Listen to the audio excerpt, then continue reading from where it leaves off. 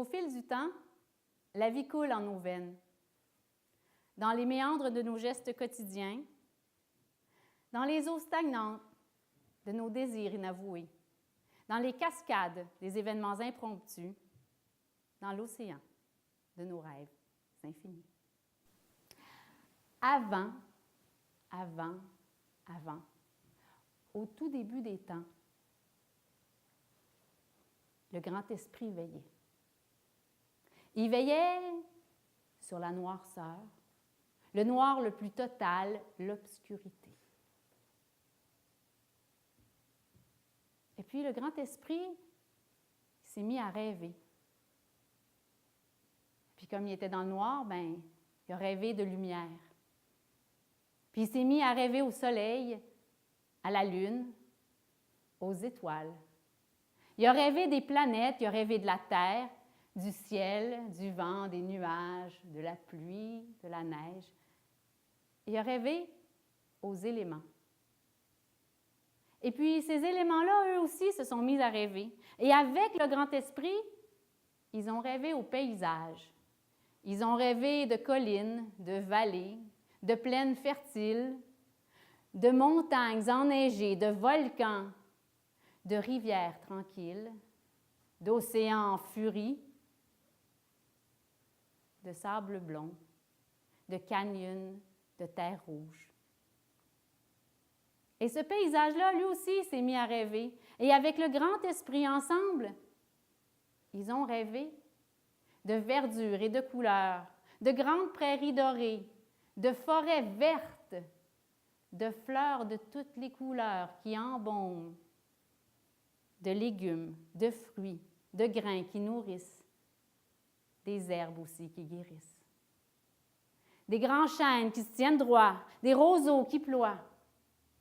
Et toute cette nature-là, elle aussi, elle s'est mise à rêver. Et avec le grand esprit, ensemble, ils ont rêvé de mouvement. Ils ont rêvé d'ailes qui s'envolent dans le ciel. Ils ont rêvé d'une nageoire qui fend l'eau, d'une carapace lisse, d'un corps qui glisse par terre. Ils ont rêvé de pattes qui courent, qui sautent, qui grimpent. Ils ont rêvé de l'infiniment petit qui se meut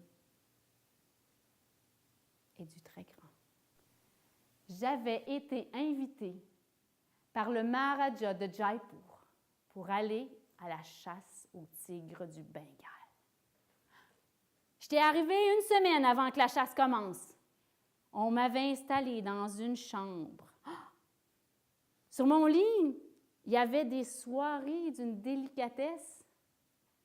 Sur les murs, une mosaïque, des verres colorés, des fragments de miroirs. Quand je me déplaçais, c'est comme s'il y avait des milliers de petites pièces de moi qui me suivaient.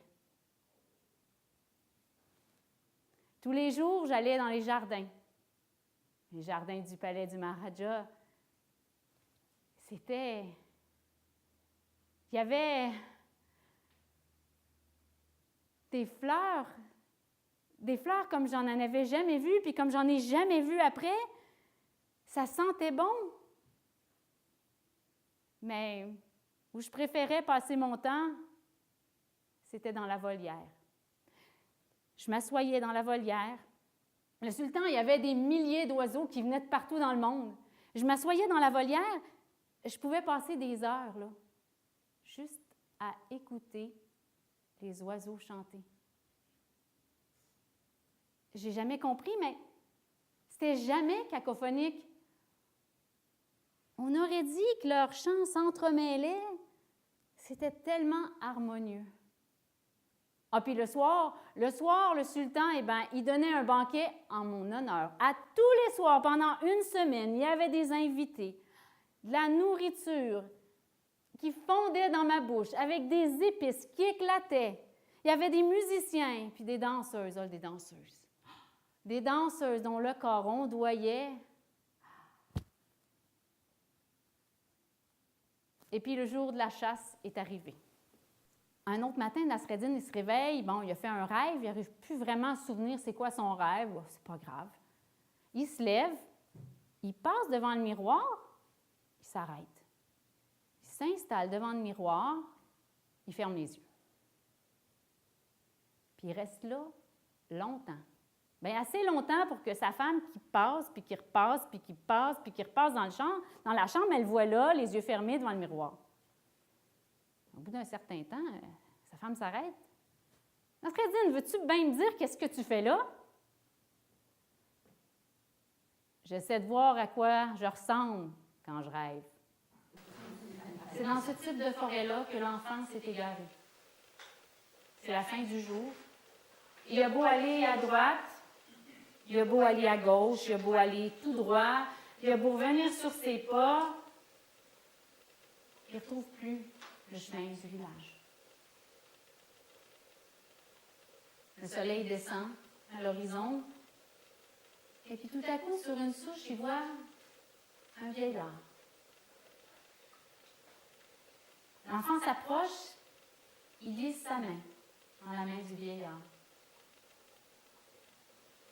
Le vieillard se lève, et puis tous les deux ensemble, ils se remettent à marcher dans la forêt. Ils essaient de retrouver le chemin du village. Ils marchent, mais ils ont beau prendre la droite, ils ont beau prendre la gauche, ils ont beau aller tout droit, revenir sur leur pas, ils ne retrouvent pas le chemin du village. Tellement qu'à la nuit tombée, ils sont venus au même point, là où il y avait la souche. Alors le vieillard, il s'assoit sur la souche, il ouvre grand ses bras, l'enfant s'y blottit, et puis tous les deux, ils s'endorment. Le lendemain, dès que les premiers rayons du soleil pointent, les deux se lèvent. Et puis, l'enfant, il reprend la main du vieillard et ils se remettent à marcher. Seulement là, le vieillard, il a l'air de savoir où il s'en va. Il continue. Jamais il hésite. Tout à coup, il entend de l'eau, alors il se dirige vers une source. Il offre à boire à l'enfant. Et puis, il continue son chemin. Il cueille des billes, et puis il ramasse des champignons, les bons.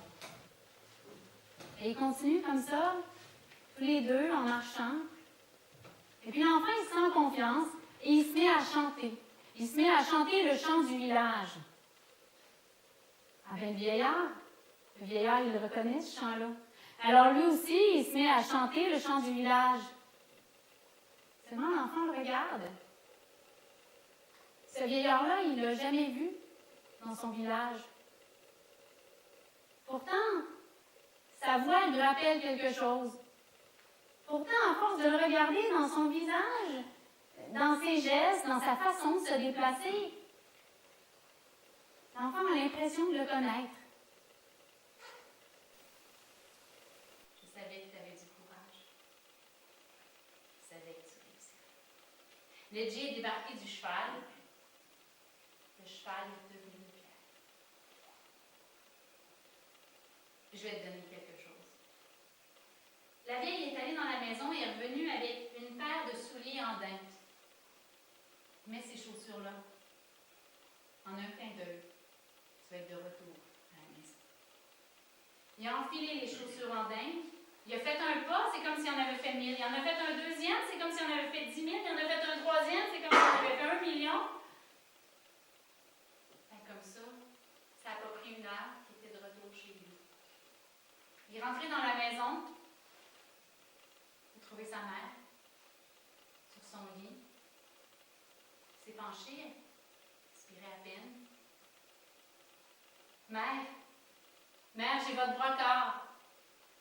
Il a ouvert péniblement les yeux et il ne voyait presque plus rien. Il a déroulé le brocart. Il a commencé à regarder. Elle a mis les mains aussi. Et puis à force de toucher le tissu, ses yeux se sont ouverts de plus en plus, ils se sont écarquillés. C'était son brocart. Alors son fils lui a dit, viens mère, on va aller dehors, on va mieux le voir. Il l'a aidé à se lever, il l'a supporté, et puis ils sont allés dehors. Ledji a étendu le brocart par terre. La Tankou, elle a regardé le brocart et souriait. Et puis un moment, son sourire s'est transformé en rire. Et s'est mis à rire